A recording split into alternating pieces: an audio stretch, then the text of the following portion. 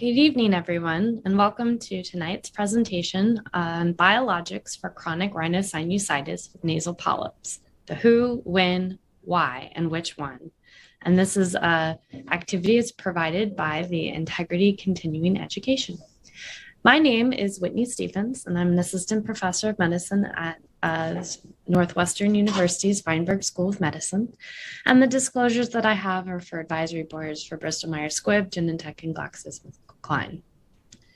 So the learning objectives for tonight are to incorporate a patient-centric focus into evaluating the physical, extranasal, and psychosocial aspects of disease burden for each patient with CRS-WNP.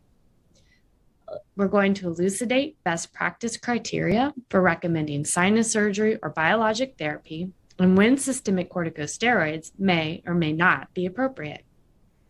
And finally, we'll differentiate between each new and emerging biological treatment for CRS-WNP using data from clinical trials and other analyses. Now, first, and as a refresher, patients with chronic rhinosinusitis with nasal polyps, by definition, must report at least 12 weeks of symptoms, including rhinorrhea, congestion, sinus pressure or pain, or reduced or decreased sense of smell for at least 12 weeks. And there must also be objective evidence of sinonasal inflammation and nasal polyps on endoscopy or sinus CT scan. Now, why would studying or why does CRS-WNP matter? Well, I think by understanding the disease burden, we can learn more about the significance and how it is in fact impacting patient populations. This is a recent study showing that patients with nasal polyps, CRS with nasal polyps, they have a really impacted quality of life. And in this, patients with CRS with WNP were interviewed. And you can see that of the 27 patients who were interviewed, 22 report impact in sleep, 21 out of the 27 with physical functioning. And so overall, over 75% of patients interviewed had symptoms that were as directly resulting from a direct result of the symptoms of nasal polyps. And also they noticed increased trouble with emotional well-being, impairments in social life, impairments in work, and overall just feeling annoyed by their symptoms. Now, there are many different ways in which you can assess patient quality of life, and there are several surveys that can be done. Probably the one that's been most often used in the past is something called the Sinonasal Outcome Test, or SNOT-22. But there are other surveys that can look at look at individual domains with sinonasal symptoms, as well as measure your impact on quality of life. More recently, there's been other measures measures that have helped to assess the impact of symptoms on patients. The CRS Pro is a 12-item patient-completed questionnaire assessing the impact of CRS in the previous 7 days. And it was developed with extensive input from patients with CRS. And it's a shorter test, and it correlated very highly with SNOT-22 in a validation study. Now, we know that not only does this disease impact patient quality of life, but there's also an economic burden associated with the disease. It's estimated that the total annual economic cost of CRS-WNP in the US is about $5.7 billion, with indirect costs also substantial. Patients average about 4.8 days of missed work a year. And patients with inadequately controlled CRS can have a high indirect cost associated, as much as $7,182 per patient per year. So again, not only does this significantly impact patient quality of life, but is also a financial or economic burden as well. Now, patients with chronic rhinosinusitis with nasal polyps can have other comorbidities, and there's several that should be noted. About half of patients with CRS with nasal polyps, or as many as half, can have comorbid asthma. There's also been associations with allergic rhinitis, and more importantly, or there's a very severe group of patients with CRS with nasal polyps who have something called aspirin exacerbated respiratory disease, or AERD. Patients with AERD have the clinical triad of CRS with nasal polyps, asthma, but they also are intolerant of medications that inhibit the COX-1 enzyme. So medications like aspirin, ibuprofen, Motrin, or Aleve. And if patients with AERD take any of these NSAIDs, they can develop worsening sinonasal and lower respiratory symptoms. And it's estimated that about 10 to 15% of patients with nasal polyps have AERD, but again, patients with more severe, patients with AERD tend to have more severe sinonasal disease and asthma. And it's important to recognize comorbidities in patients with CRS because in this study, it was found that patients with CRS with nasal polyps and a relevant comorbid condition, such as asthma, were up to 4.7 times more likely to undergo at least one revision surgery during the 10-year window compared to patients without a comorbidity. So now that we have established what CRS with nasal polyps is and that it does impact patient quality of life, we wanted to turn to understanding what could be causing the disease from a molecular pathogenic basis. And in order to do that, we wanted to briefly talk about the different types of inflammatory patterns or inflammation that can be seen in general. You can see here that there's 3 different types called type 1, type 2, and type 3 inflammation. Type 1 inflammation is characterized by immune cells such as CD8 T cells, CD4 Th1 cells, macrophages, and the production of inflammatory cytokines such as interferon gamma.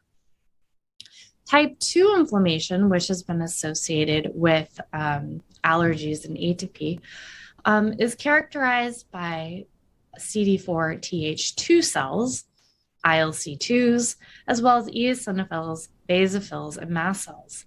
And there's an increased production in pro-inflammatory cytokines IL-4, IL-5, and IL-13 in type 2 inflammation. And then type 3 inflammation is characterized by neutrophils, CD4 Th17 cells, and innate lymphoid cell type 3s, and the production of IL-17 and IL-22. Now, if you look at nasal polyps, the majority of nasal polyps in the Western countries is characterized by this predominant type 2 inflammatory endotype. However, patients with nasal polyps in Asian countries in the past have typically not had a type 2 inflammatory endotype, but over time, the type 2 inflammatory endotype is increasing in this population as well.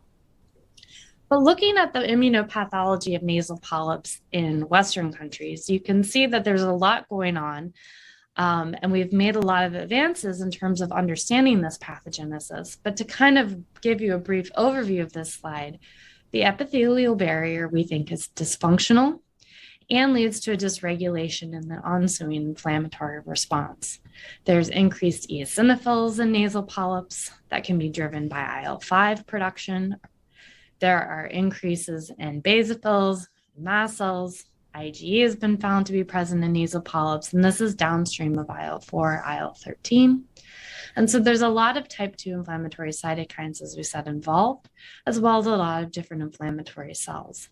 And we'll come back to IL-4 and IL-13 and IL-5 when we talk about new biologics that were approved for the treatment of the disease. So let's talk about a patient. This is John. He's a 41-year-old male, and he has a history of postnasal drip, decreased smell, and sinus pressure and pain. He has asthma, which was diagnosed when he was in his 20s, and he recently had rhinorrhea and a seasonal cold, and he's been taking for his asthma a low-dose inhaled corticosteroid for the past 10 years. And also he's been doing an over-the-counter nasal spray really as needed when he's had really bad symptoms for the past 2 years. When he is seen in the office, a nasal endoscopy reveals the presence of nasal polyps. And this brings us to our first survey question. John's clinician orders a CT scan of the paranasal sinuses and schedules follow-up in 30 days. How would you treat him? Would you prescribe an intranasal steroid for regular use? Would you recommend a short course of oral corticosteroids and a regular intranasal steroid use? Would you refer him for an evaluation of sinus surgery, which we'll call our functional endoscopic sinus surgery, or FES? Or would you initiate a biologic therapy?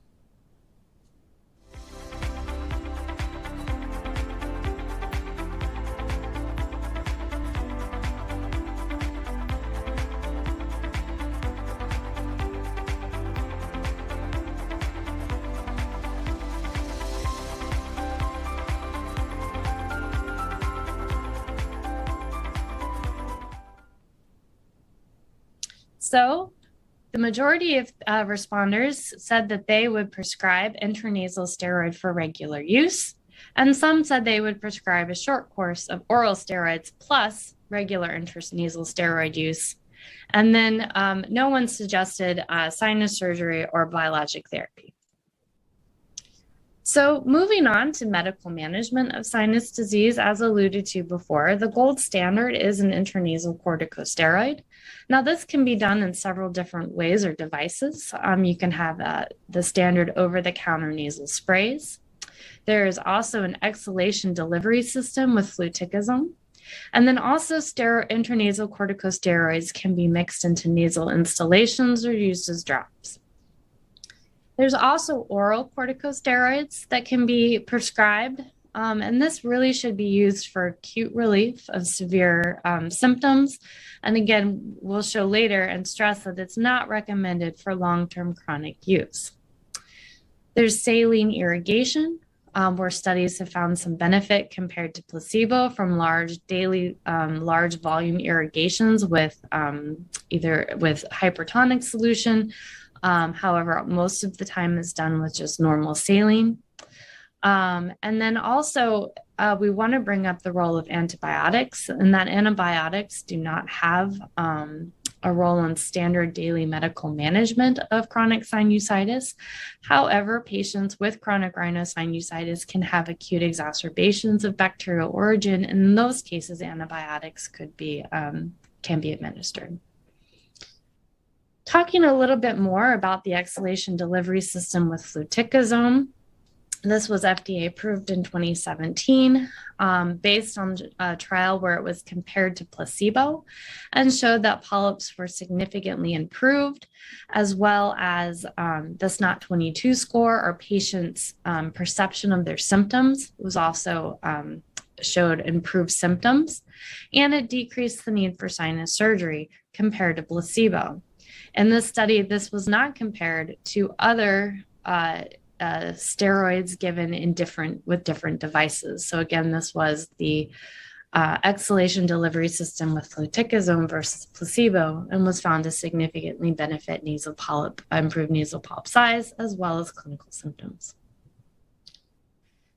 Other options, which are should be stressed, is that patients can undergo endoscopic sinus surgery. And then also there are new steroid-eluting implantable stents that can be placed in the sinonasal cavity that can deliver mometasone over a more prolonged period of time. And those studies have shown that it also can reduce the need for revision surgery. So back to our patient. He does prescribe a short course of oral steroids to be started after the CT scan. Of course, we get the results back, and to use his intranasal steroid regularly instead of on an as-needed basis. Now, when he takes the oral corticosteroid, he says his symptoms are much improved, but then he stopped it about 2 weeks ago, and not surprisingly, his symptoms have all come back. So now, John is presenting again for more advice on treatment and management. Which therapy would you recommend now? Prescribe EDS flu, prescribe low-dose oral corticosteroids again, refer for evaluation for sinus surgery or FES, and initiate biologic therapy. Which one would you recommend after he has failed, or he completed a trial of oral corticosteroids with relief, but symptoms recurred afterwards, and he's now taking a daily intranasal steroid spray?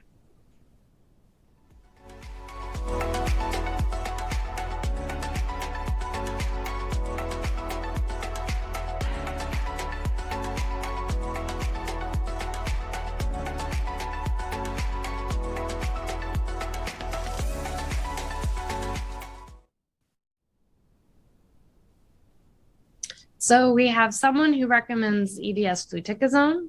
We have another option for prescribing a low-dose oral corticosteroid again, and then another for referral for sinus surgery. So one of the things that we need to caution about with prescribing low-dose oral corticosteroids again is, yes, we know that that will improve his symptoms, but oral corticosteroids over a long term and the continuing to prescribe low-dose oral corticosteroids is associated with significant risks, including long-term concerns for osteoporosis, as well as cataracts. You can have weight gain, other mood disturbances, but again, osteoporosis, fractures, and cataracts, among other. Pneumonia was another one that was reported. And you can see that, again, there are risks of repeated use of oral corticosteroids. So this leads us to the option of biologics for CRS with nasal polyps, and why consider them. And so we're going to spend time today looking at the different biologics. And currently there are 3 biologics that are FDA approved. Dupilumab targets the IL-4 receptor alpha, which then blunts or blocks signaling through of IL-4 and IL-13. It was approved in 2019. There was, and is dosed 300 milligrams every 2 weeks. Omalizumab targets soluble IgE, was approved later than dupilumab. And this is omalizumab is dosed based on weight as well as IgE level. And mepolizumab targets soluble IL-5 and was the most recent biologic to be approved for CRS with nasal polyps. And again is given as 1 dose every 4 weeks. Looking at the individual trials, this is a busy slide, but looking first at the major phase 3 clinical trials, looking at dupilumab in CRS with nasal polyps. And you can see that in the orange line is the dupilumab treated patients, and in the gray line are the placebo treated patients. And on the left, you can see Sinus 24, where patients were treated for 24 weeks. And then Sinus 52 is where patients were treated for 52 weeks. Looking at the bars, you can see that patients on dupilumab had a significant improvement in nasal polyp score or reduced nasal polyp score, as well as improvement in nasal congestion and obstruction. And you can see that with patients who were on 24 weeks of treatment, as well as patients on 52 weeks of treatment. It should be noted, however, that in the Sinus 24 study, the patients were taken off the drug at 24 weeks. And you can see that you can have the patients in the orange bars that were stopped the treatment at 24 weeks in Sinus 24 study had worsening symptoms, as well as their polyps were starting to grow back, suggesting that this treatment needs to be continued to have its clinical effect. Looking at dupilumab, again, in the orange bars compared to placebo in the gray, you can see that the percentage of patients in the pooled analysis of both the Sinus 24 and Sinus 52, it reduces the need for oral corticosteroids and surgery compared to so they underwent less surgery and need less oral steroids compared to the placebo group. Switching gears to look at omalizumab, this is a recent study that extended the initial studies of the Polyp 1 and Polyp 2, looking at omalizumab again in CRS with nasal polyp. The red bars indicate those patients who were treated with omalizumab, and the blue bars are the patients who had received placebo or who were not on omalizumab. So if you look on the left, this is looking at nasal polyp score. And in the first 24 weeks, you can see the patients in the red bars, or those receiving omalizumab treatment, had a significant reduction in nasal polyp size compared to patients on placebo. At 24 weeks, patients in the placebo arm were given omalizumab, and they too started to have a decrease in nasal polyp size. And then at 52 weeks, the open label extension was and concluded patients went off the drug, and you can see that their nasal polyp scores were getting worse, or the polyps were starting to grow back or get bigger. Looking on the right, you can see similar data, and this is looking at nasal congestion, patient-reported congestion. And so you can see here, again, with the red bars, patients on omalizumab had an improvement in their congestion. And then when the patients on the placebo group at 24 weeks were put on omalizumab, their congestion scores also improved. But then when the drug was discontinued at 52 weeks, you can see that their symptoms started to recur. Again, this shows that omalizumab is effective compared to placebo, but when treatment stops, the symptoms do recur. And this is looking again at the reduction in need for surgery. And you can see that again, compared to placebo, there is a significant reduced need for surgery in patients who received omalizumab compared to those who received placebo. And then this is looking at mepolizumab. Again, this is targeting soluble IL-5. And you can see in the on the graphs on the left, this is looking at either no change in polyp score versus a 1, a 2, a 3, or a 4, or a point improvement in nasal polyp score. And you can see that more patients on treatment, which is in the blue, had a 1 or 2 point, 3 point improvement compared to patients who were in the placebo-treated group. And again, you saw similar improvement in nasal obstruction on patients who received mepolizumab compared to those who received placebo. Looking at the need for surgery, those patients in blue who were treated with mepolizumab had significantly less need for surgery compared to patients who were treated in placebo.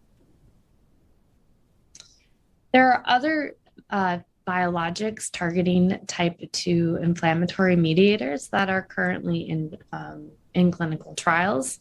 Interestingly enough, benralizumab did complete a clinical trial in nasal polyps, but did not receive FDA approval at the time. And there is another ongoing trial of benralizumab that has not completed yet.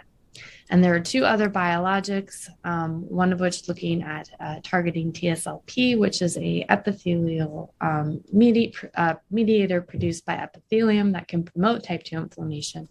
And again, these are looking at these studies, and results will not be available for a few more years. So the next thing is, well, we have 3 biologics that are available for treatment of patients with nasal polyps. And I think it's important to mention that in all the biologic studies that we just reviewed, all patients were receiving an intranasal corticosteroid while receiving the biologic. So the next question is, well, who and when would I initiate treatment with a biologic?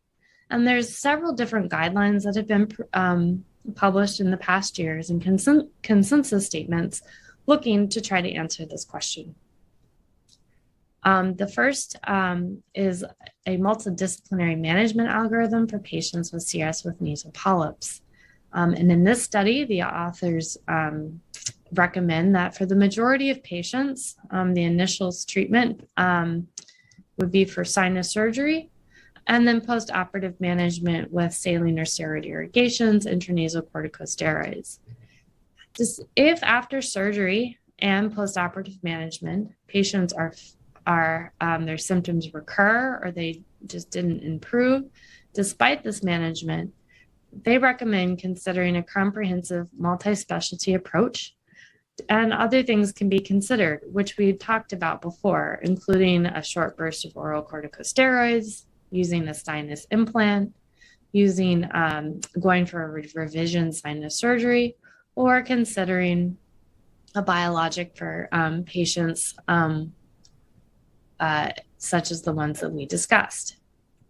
Interestingly, for patients with aspirin-exacerbated respiratory disease, there's another treatment, including aspirin desensitization, followed by high-dose aspirin therapy, that could be considered. But again, this is only for patients with AERD, and this is not recommended for all patients with CRS with nasal polyps. Now, there are some patients who have a contraindication for surgery, such as those with poorly controlled asthma, despite standard therapy, patients who are requiring, who are oral corticosteroid dependent for maintenance of their lower respiratory disease, patients who just don't want to have a surgery. And in those cases, as recommended by these guidelines, you could consider a biologic. The euphoria criteria for considering a biologic treatment is slightly different, but what they recommend is that if you have bilateral nasal polyps and a history of surgery, you need to meet 3 or the below criteria. Whereas if you do not have a history of surgery, you need to meet 4 of the below criteria. And the criteria would be evidence of type 2 inflammation, need for systemic corticosteroids with 2 or more courses in the year, a significantly impaired quality of life, significant loss of smell, and a diagnosis of comorbid asthma. And then another guideline that is available would be the EPOS 2020 steering group's indications for biological treatments. And in this, they recommend patients who have polyps and a patient who's already had sinus surgery, they need to fulfill 3 criteria, including evidence of having type 2 inflammation, such as having increased tissue eosinophils in your nasal polyp or increase in blood eosinophils. The patient would need to have systemic corticosteroids or a contraindication for systemic corticosteroids. And the need for systemic corticosteroids per these guidelines would be 2 or greater courses per year. And then significantly impaired quality of life as measured by SNOT-22, and then significant loss of smell, and then a diagnosis of comorbid asthma. So if we move back to our patient that we were speaking with, who was tried on intranasal corticosteroid sprays, was given short bursts of steroids with initial improvement, but then off the steroid symptoms recurred. If you look at the multidisciplinary consensus, the patient's a candidate for surgery. For the euphoria guidelines, he does meet criteria for biologics. And then the EPOS 2020, it would be recommended, he doesn't technically meet criteria for biologics because he has not had sinus surgery, but he does have comorbid asthma, smell loss, and need for more than 2 courses of steroids in the previous year.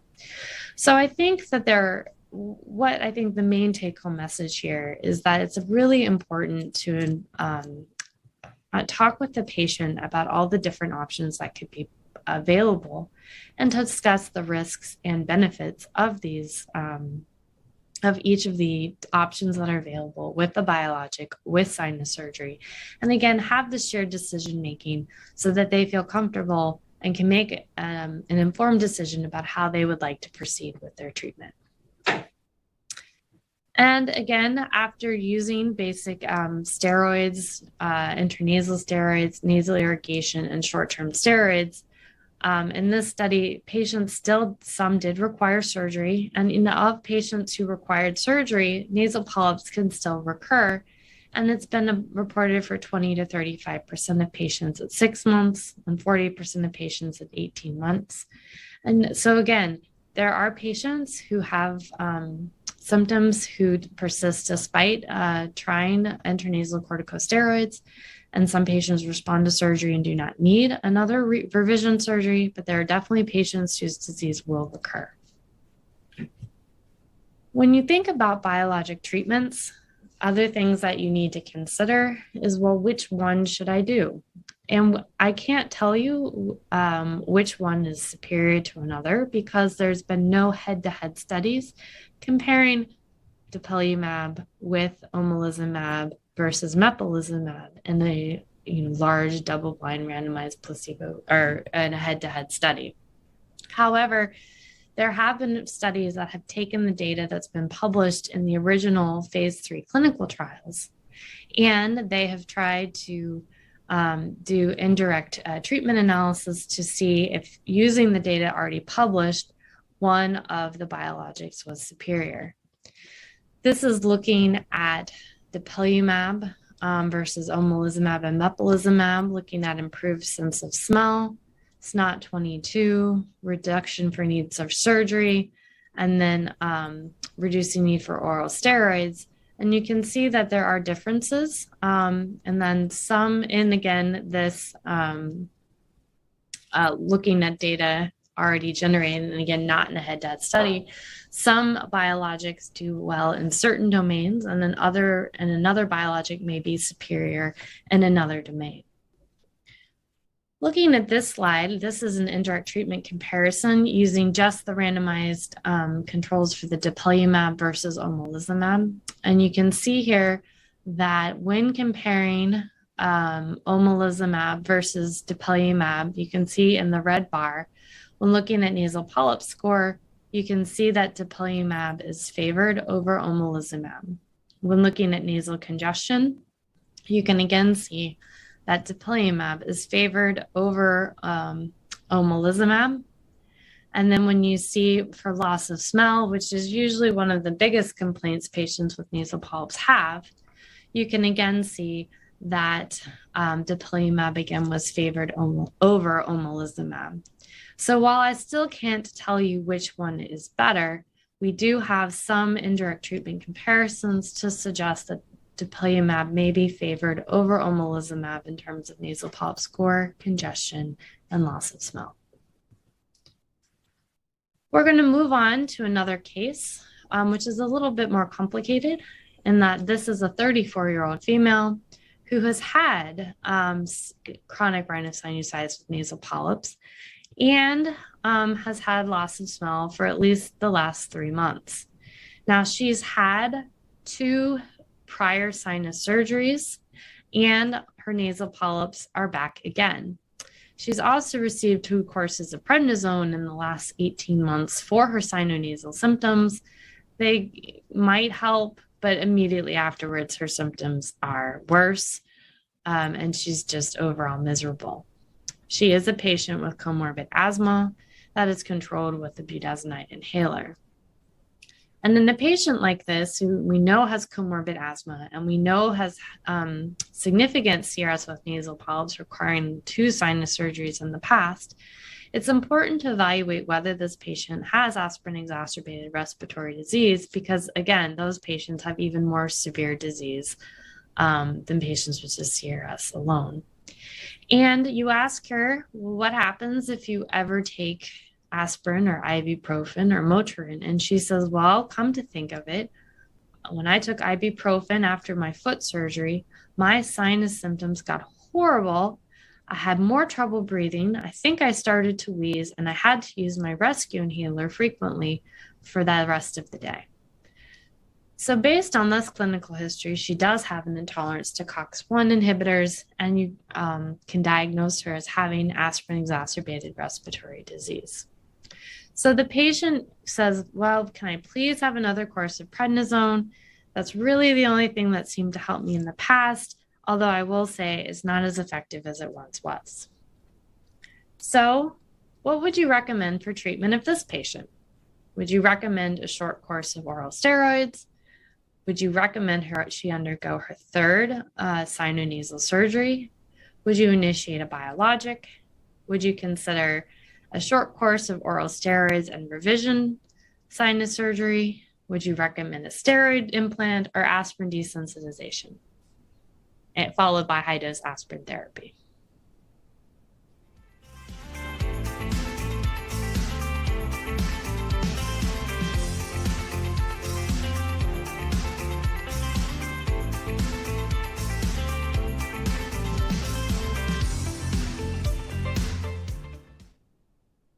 So short course of oral steroids, revision surgery, or an implant were not selected. And again, I agree that the short course of oral corticosteroids, we're just kind of repeating the same thing over and over again.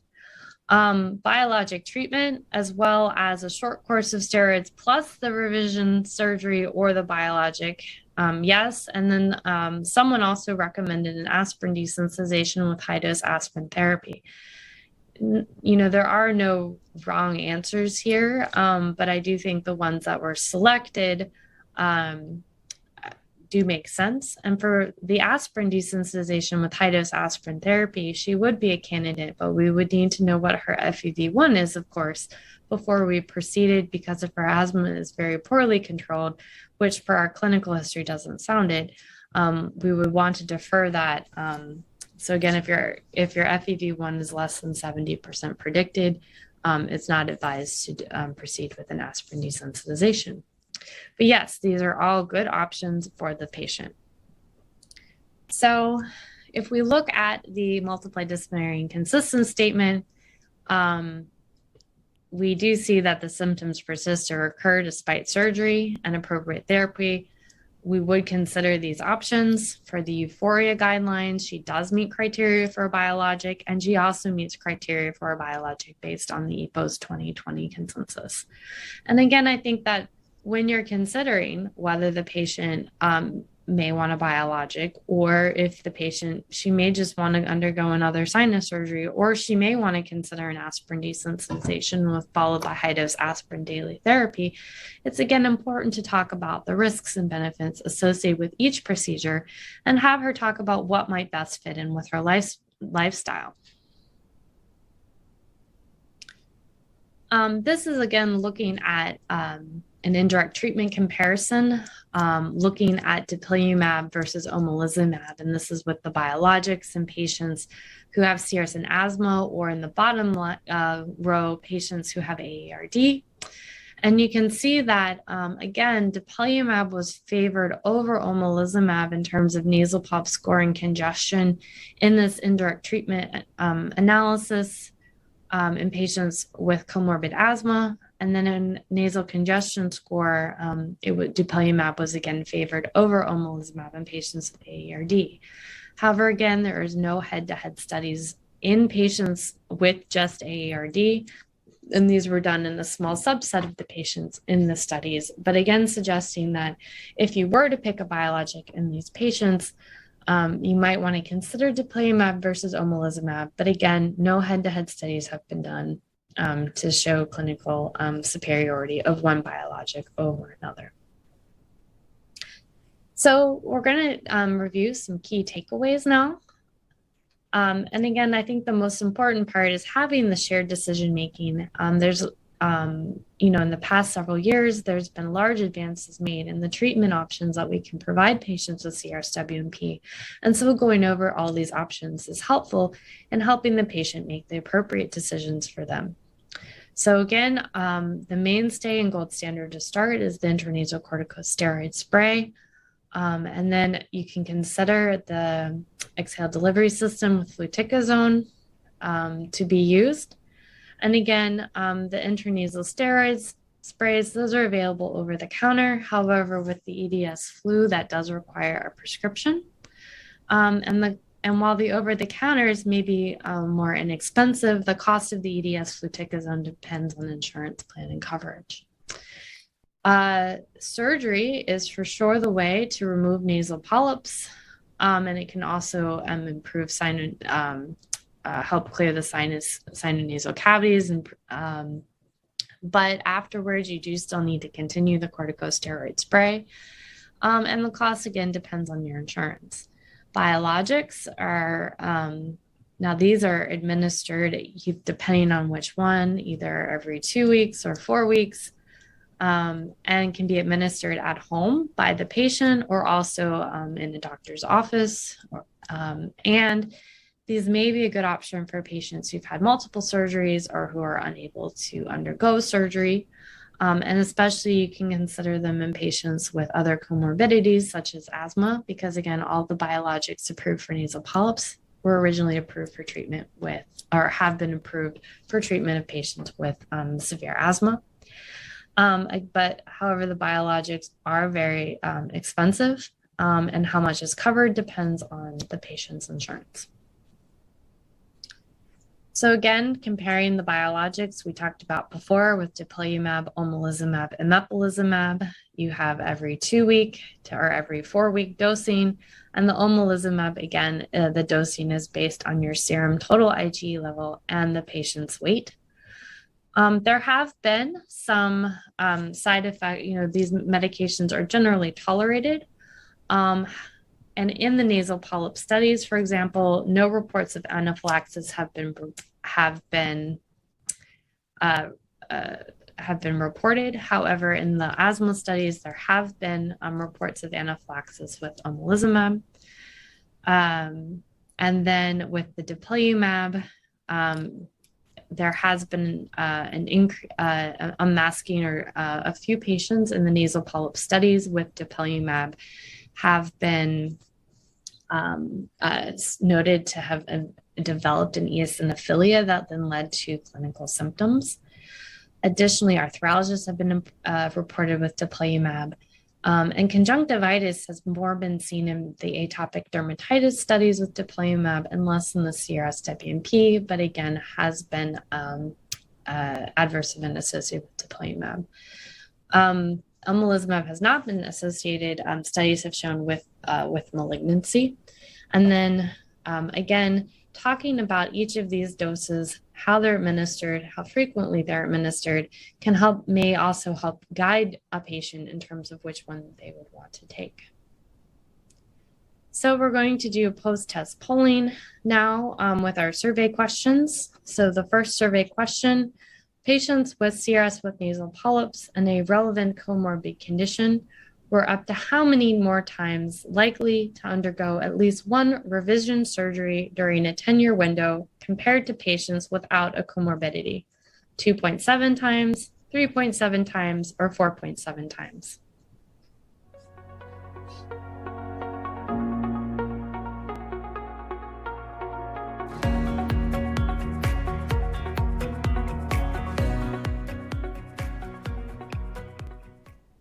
So the correct answer is 4.7 times more likely.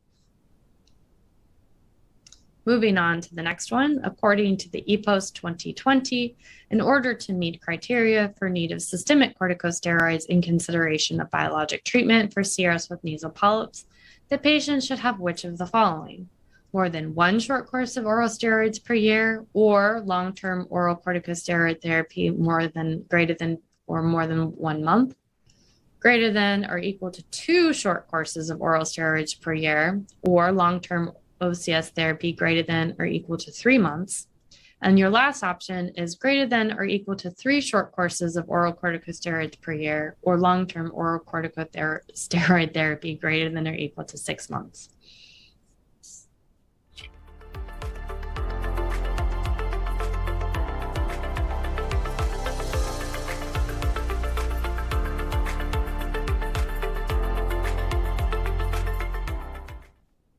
So excellent. The correct answer is greater than or equal to 2 short courses of oral corticosteroids per year, or long-term oral corticosteroid therapy greater than or equal to 3 months. This one's a little trickier. So we have a 45-year-old man who has a diagnosis of CRS with nasal polyps, is taking a medium dose ICS for his asthma. He has been treated with EDS fluticasone for the past 6 months and was previously on a daily nasal steroid spray before that, over the counter. He completed a short course of oral steroids after losing his ability to smell, and the smell returned, but now is while taking the oral steroids, but has since worsened again. The patient is surgery naive, and if we say that he doesn't report really a significant impact in his quality of life, what would be the most appropriate recommendation based on the Euphoria guidelines?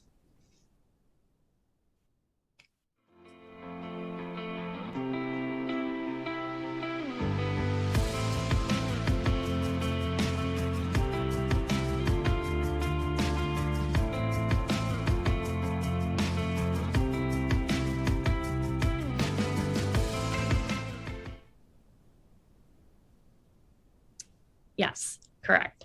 He currently does not meet the criteria for needing a biologic because he doesn't have 4 criteria needed, but if he did report a significant impaired quality of life and had evidence of high peripheral blood eosinophils, then even without a history of surgery, he could qualify for a biologic based on the euphoria guidelines. But yes, now the correct answer would be you could recommend the surgery. So finally, a subgroup analysis of patients with CRS and asthma with an indirect treatment comparison found statistically significant improvements in nasal polyp score and nasal congestion in patients with or without ARD, and in nasal congestions of patients with ARD for which of the following? Was it dupilumab versus omalizumab, omalizumab versus mepolizumab, or mepolizumab versus dupilumab?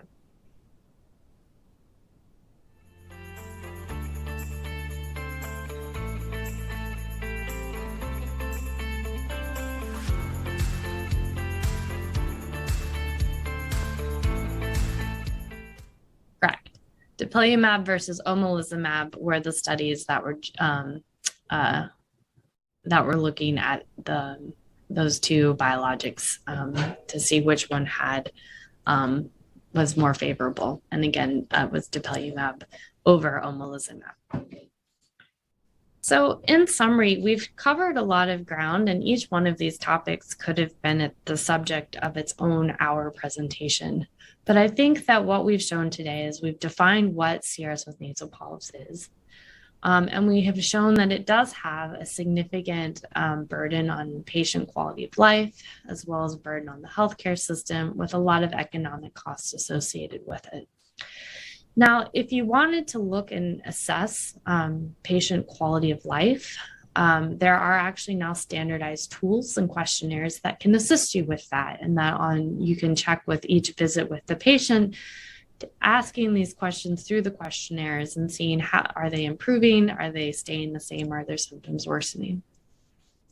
There's a lot of treatment options that we've talked about, and had we had this talk prior to 2019, we would say, well, there's corticosteroids and surgery are really the mainstays of therapy.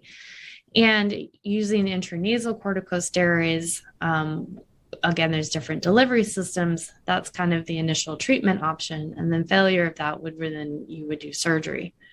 Now, using oral corticosteroids can work in short bursts to help patients with their symptoms. However, using chronic oral corticosteroids is associated with a lot of adverse events associated again with this chronic daily corticosteroid use. Now, since we're giving this talk after 2019, biologics is the new treatment option that's available. And so a lot of the question now comes of, well, the patient was started on an intranasal steroid and then their disease has progressed. Do you do surgery? Do you do a biologic? What do you do for these patients? And I think that again is there's several guidelines that are available that can help try to risk stratify who would get surgery versus who would get a biologic. And I think having this discussion with the patient about risks and benefits of these options is definitely warranted. And if the decision is made to get a biologic, we are in luck because now we have 3 biologics that are approved for CRS, with others that are still undergoing clinical trials. But I can't tell you which one of them, again, is better because we don't have head-to-head trials, but there are indirect treatment comparisons that could help us give reason for selecting one biologic over another. And also when you're evaluating patients with CRS, it's important to look for comorbidities such as asthma and aspirin-exacerbated respiratory disease, because these can highlight patients who may have more severe disease and those patients who are more likely to undergo revision surgeries. So again, we're in a great position in that there are lots more treatment options that can be considered with the biologics in addition to surgery. But I think talking with patients and looking at individual cases, as well as reviewing the guidelines that are currently available, help us present the best options for the patients. And then again, having this joint decision-making can help us lead to the best treatment for each patient, again, on that individual level. And with that, I'd like to thank you for your time. and we can try to review some questions if possible. So the first question we have is, what is the role of budesonide rinse post-surgery? We have found, does it work and help? You know, there's not large-scale, double-blind, placebo-controlled trials looking at the role of budesonide rinses post-surgery, but it does show that it has helped.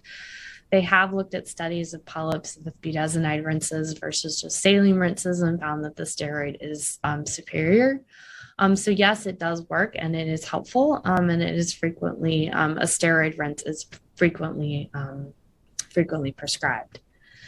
And with the second question, is there a link between nasal polyp, nasal spray response, and asthma, ICS in non-responders? Hopefully, let me see if I can, let's see. So is there a link between, so if your nasal polyps respond, I think this is what the question's at. If I'm wrong, please send me another question. But what I'm thinking this is asking is if the nasal spray, the intranasal nasal spray works and improves polyps, if in patients whose asthma doesn't respond to the ICS. And I think that's an interesting question. We don't have a lot of data on that. I don't think that there may not necessarily be a link, but it is interesting to think that if your asthma doesn't respond to an intranasal corticosteroid, you again have more severe asthma. You wonder if this asthma is not really a type 2 driven process. And if your nasal polyps don't respond to the nasal spray, it still could be a type 2, but maybe it is not a type 2. Again, not all nasal polyps have type 2 inflammation. We know that there is a link between the nose and the lungs in terms of inflammatory patterns, but I don't think we know that just because you don't respond to an ICS with asthma, you may still respond to a nasal surgery. You may still respond to a nasal spray in the nose. But my bet is that if your asthma is that severe, your sinus disease may also be more severe, and that may not, and that may be meaning you might need additional therapy. So long-winded answer, but the more severe your asthma, the more severe your sinus disease will be, and the more severe sinus disease, the more likely your asthma is more severe. So it may just be because of your disease severity, you may not be responding as well, but I don't think we have any data to show that those patients who don't respond to an ICS will definitely not respond to a nasal spray. So hopefully I answered that question. Otherwise, I don't see any other questions currently. But if you have any others, please send them along. And again, thank you so much for your time. And at this point, I will turn it back over to the moderators.